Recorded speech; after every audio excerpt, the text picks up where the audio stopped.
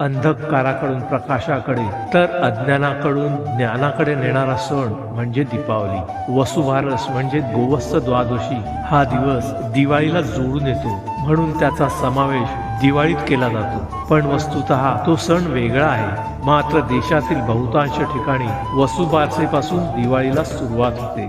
दिवाळीची सुरुवात धनतेरसने होत असली तरी हिंदू धर्मात आणि विशेषतः गावखेड्यात धनत्रयोदशीच्या आदल्या दिवशी गाय आणि वासराची पूजा करण्याची पद्धत आहे। दिवाळीतला पहिला दिवस म्हणजे वसुबारस या सणाला महत्त्व आहे। वसुबारस याचा अर्थ वसु म्हणजे द्रव्य आणि धन, त्यासाठी असलेली बारस म्हणजे द्वादशी। या दिवसाला गोवत्स द्वादशी असेही म्हणतात। या दिवशी गायीची पाडसासह पूजा करतात। घरात लक्ष्मीचे आगमन व्हावे या हेतूनेही या दिवशी सवत्स धेनूची पूजा करण्याची पद्धत आहे।